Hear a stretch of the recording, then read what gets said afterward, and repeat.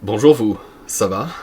Pardon, désolé, c'était un peu cringe. Est-ce que vous avez déjà entendu parler du Saab Draken? C'est un avion suédois qui a été créé dans les années 50, enfin du moins conçu dans les années 50, mis en service dans les années 60, qui répondait à un besoin un peu, comment dire, pressant. Voilà, t'avais l'URSS d'un côté et les États-Unis de l'autre. La Suède était pas dans l'OTAN, ils avaient un territoire de fils de chien à protéger. Il faut un avion pour ça. Du coup, ils ont créé le Saab Draken. Voilà, avion absolument formidable en tout point. Il y a plein de choses à raconter dessus qui sont incroyables. Donc, il a remplacé le Saab J29F, qui a une gueule assez dégueulasse. Si vous regardez les photos, c'est assez compliqué. Et il était vachement en retard également sur les autres. Hein, quand t'as les Russes avec leur MiG qui commençaient à faire un peu peur, voilà. Et puis, bon, vachement obsolète à l'époque. Ils se sont dit, il faut quand même foutre une putain de post-combustion sur l'avion, puisque ça commence à se démocratiser. Tu vois, t'as les Français avec le Mirage 3, t'as les Russes avec le MiG-21, tu sais, ça pousse fort, ça dépasse les Macs tranquillou. Du coup, t'as l'armée de l'air suédoise qui demande à Ikea... Non, attends, non, c'est pas Ikea. Non, qui demande à Saab de créer le successeur du J29F. Pour info, Saab, d'ailleurs, c'est un groupe de deux sociétés. Il y a Saab et Saab Automobile.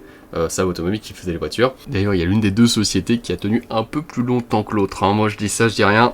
Donc le cahier des charges, pour l'époque, il était assez robuste. Hein. L'avion, il devait dépasser Mach 1,4. Il devait être facile d'entretien, facile à opérer, parce que t'as quand même une grande surface en Suède, qui est assez déserte. T'as juste des routes. Donc le but, c'était de décoller sur des routes.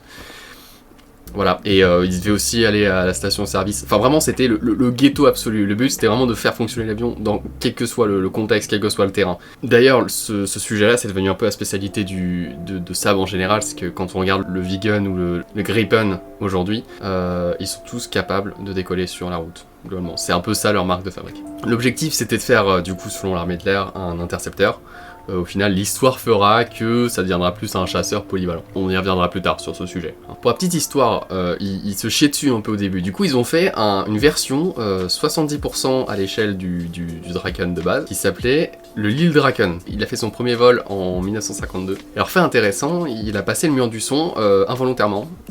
Il faisait des tests de post-combustion, et en fait, il a passé le mur du son.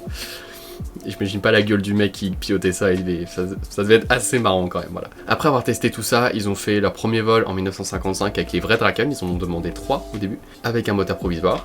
Et plus tard, il sera avec son moteur définitif, donc c'est un Volvo, un Volvo comme la marque de voiture, pour le coup, c'est vraiment eux, qui produisait sous licence le RM6C, une version sous licence du coup du moteur anglais Rolls-Royce Aviation série 300 MK60, je me suis pas planté, excellent, qui pousse pas mal d'ailleurs, hein, on est sur du 8 tonnes de poussée, avec une masse de l'avion qui varie entre 8 tonnes et 11 tonnes, ce qui est pas dégueu, c'est pas grand chose par rapport genre F-15 par exemple, qui a un rapport poids-puissance de genre 1.1, si ce n'est plus, ce qui est complètement fou. Voilà, donc l'avion était quand même capable de monter assez vite. D'ailleurs le moteur ne poussait pas spécialement énormément, mais il permettait d'aller vite, en gros. C'est un peu comme... j'ai pas d'exemple en fait. Si vous vous souvenez d'ailleurs de l'armée de l'air, en parlant de vitesse, hein, qui demandait Mach 1.4, au final ils se sont un peu chiés dessus quand ils ont vu que leur avion allait vraiment à Mach 2. Je rappelle, un Mach 2 dans les années 50, pour un avion mis en service, c'est pas mal. D'ailleurs, même dans les années 60, parce qu'au final, il sera mis en service dans les années 60, en 1961 pour être précis. Juste avant sa mise en service, évidemment, il y a eu des tests qui ont été faits. Petite anecdote également sur le sujet. La première fois qu'ils passent Mach 1 avec l'avion, c'était en montée, quand ils essayaient d'aller à l'altitude où ils voulaient le tester, le Mach 1. C'est-à-dire qu'ils l'ont passé avant de vraiment pouvoir le passer. Ce qui est quand même assez dingue, genre encore une fois, le mec il voit ça à Mach 1 sur son truc et il vrille, c'est pas possible. Et puis la gueule du truc. La gueule du truc. Est-ce qu'on en parle un peu? Genre son aile double delta comme ça et les entrées d'air, mais c'est pour l'époque c'est un truc de malade. Les entrées d'air, c'est quoi ça? Pour l'aile delta, globalement, le problème qu'ils rencontraient à l'époque, c'est que ça devait voler vite pour avoir pas mal de portance.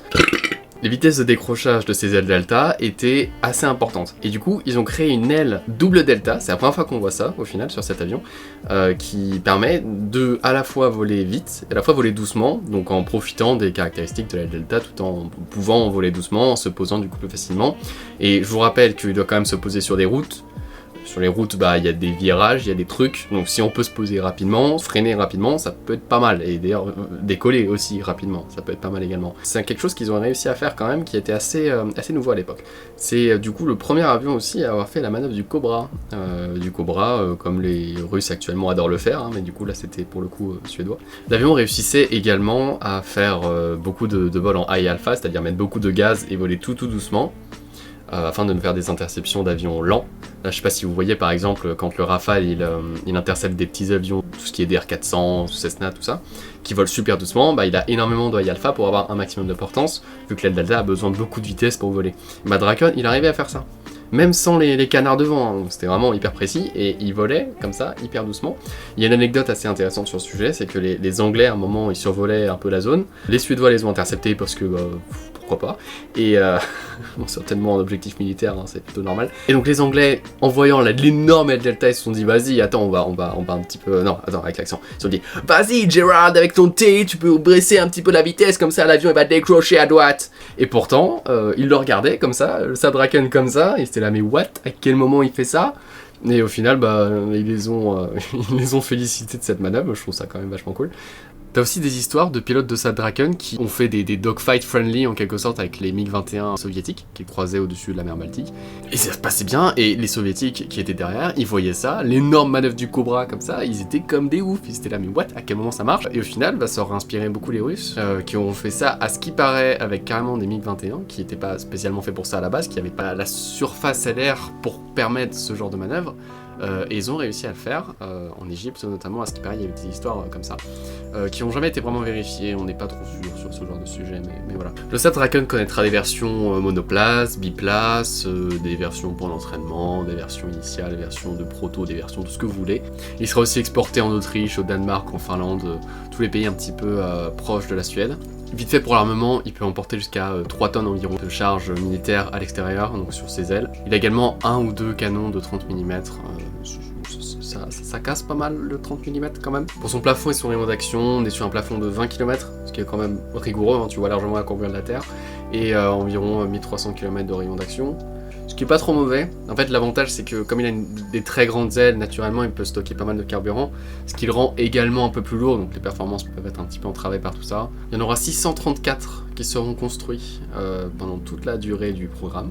Et il fera malheureusement son dernier vol en 1999. Voilà, on a quelques images de ces derniers meetings. Hein. Les images que vous voyez dans cette vidéo viennent de là, généralement. C'est celles qu'on a en meilleure qualité au final. Et ouais, ça aurait été une très très belle épopée. Voilà tout, si jamais j'ai d'autres choses à dire, bah, j'en reparlerai peut-être dans une autre vidéo, voilà. Vous l'avez peut-être remarqué, c'est la première vidéo dans ce style sur ma chaîne. Voilà, si vous voulez découvrir des avions un petit peu insolites, des histoires un peu insolites en rapport avec l'aéronautique, bah, je suis là, et normalement, il devrait y avoir des trucs qui devraient sortir dans les semaines qui viennent, on verra, si je me déterre, voilà. À très bientôt.